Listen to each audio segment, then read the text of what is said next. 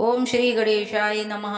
हर हर महादेव। मैया पार्वती की कृपा आप सब पर बनी रहे। देवों के देव महादेव बहुत ही भोले भाले माने जाते हैं, इसीलिए उनका एक नाम भोलेनाथ भी है।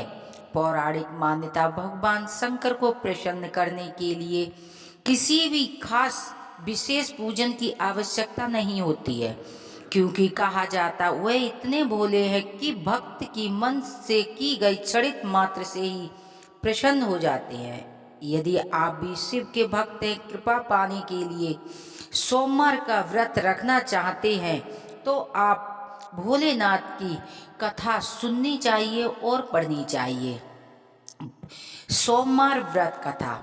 एक बार किसी शहर में एक साहूकार रहता था। उसके घर में धन धान्य की किसी चीज की कमी नहीं थी, लेकिन कोई संतान नहीं होने के कारण वह बहुत ही दुखी रहता था। संतान प्राप्त के लिए हर सोमवार को यह व्रत रखता था। पूरी श्रद्धा के साथ मंदिर में जाकर भगवान शिव तथा माता पार्वती की पूजा किया करता था।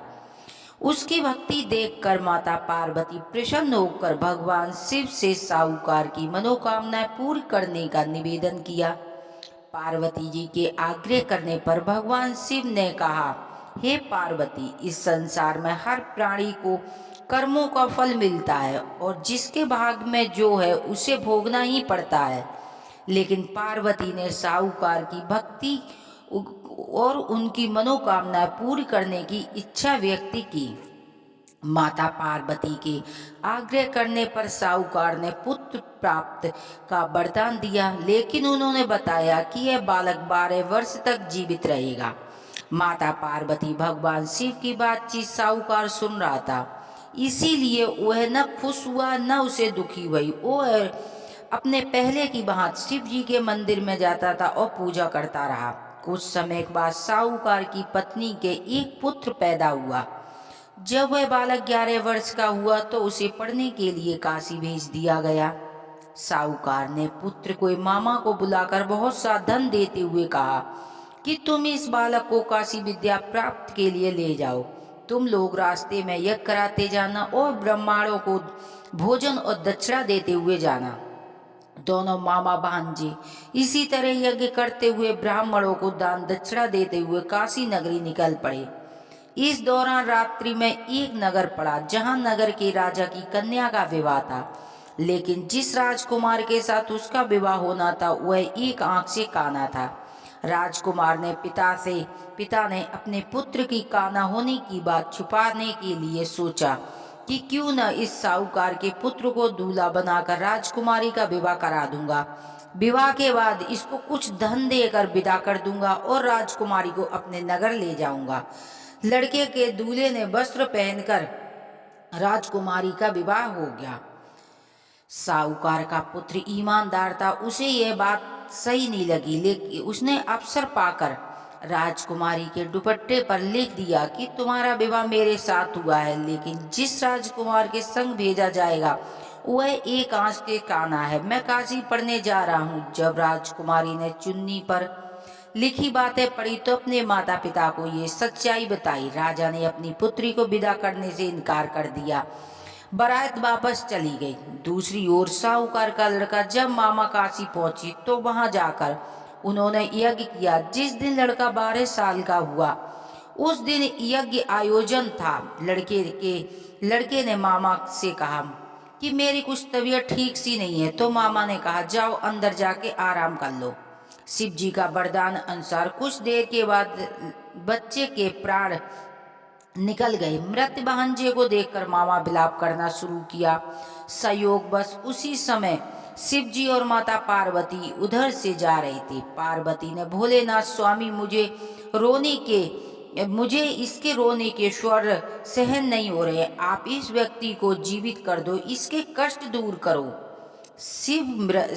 जब शिव मृत बालक के समीप पहुंचे तो बोले, हे देवी, ये वही साहूकार का पुत्र है जो कि मैंने 12 वर्ष आयु का वरदान दिया था। अब इसकी आयु पूरी हो चुकी है। लेकिन मृत भाव को विभोग देखकर माता पार्वती बोली, हे महादेव, इस बालक को आयुदान देने की कृपा करें, अन्यथा इसके वियोग में इसके माता पिता तड़प तड़प कर मर जाएंगे। माता पार्वती के पुनः आग्रह करने पर भगवान ने उसे जीवन दान होने का वरदान दिया। शिव जी की कृपा से वह लड़का जीवित हो गया। शिक्षा पूरी करके मामा के साथ अपने नगर की ओर चल दिया। दोनों चलते हुए नगर में उसी जगह पहुंचे कि जहां उसका विवाह हुआ था। उस नगर में उन्होंने यज्ञ आयोजन किया था।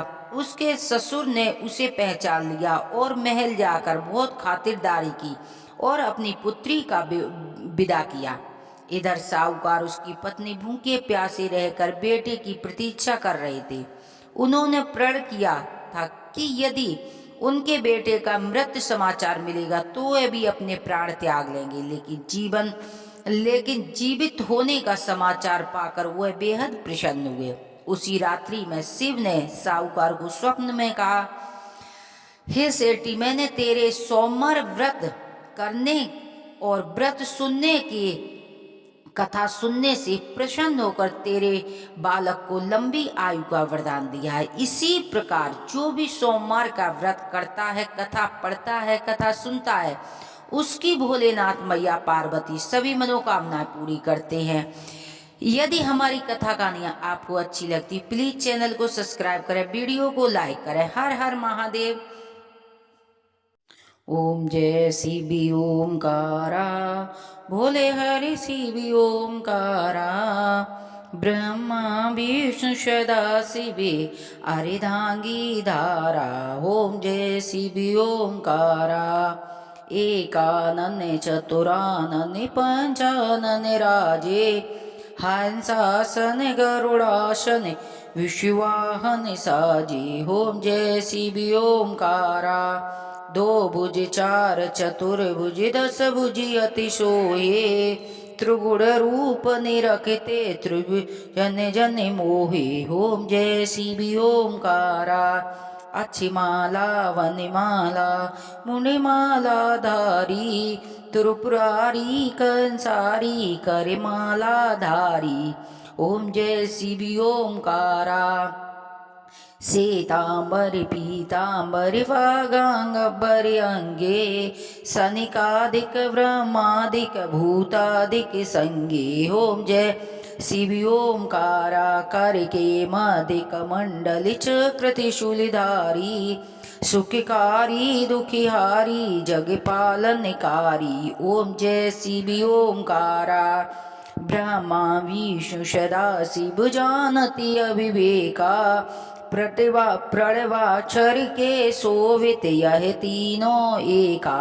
ओम जय शिव ओमकारा, लक्ष्मी सावित्री पार्वती संगा, पार्वती अर्धांगी शिव लहरी गंगा। ओम जय शिव ओमकारा, पर्वत शोभे पार्वती शंकर कैलासा, भांग धतूरा भोजन भस्मी में वासा। ओम जय शिव ओमकारा, जटा में गंगा बहते गल मुंड निमाला, शेष नागल पटावत ओढ़े मृगशाला। ओम जय शिव ओमकारा, काशी में विश्वनाथ विराजे नंदी ब्रह्मचारी, नित्य उठ दर्शन पावे महिमा अतिवारी। ओम जय शिव ओमकारा, तिरुगुड़ स्वामी जी की आरती जो कोई नर गावे, स्वामी प्रेम सहित गावे, कहत शिवानंद स्वामी भजत हरि हरि, स्वामी मनिवांछित फल पावे। ओम जय शिव ओमकारा, ओम जय शिव ओमकारा, भोले हरि शिव ओमकारा, भोले पार्वती प्यारा। जय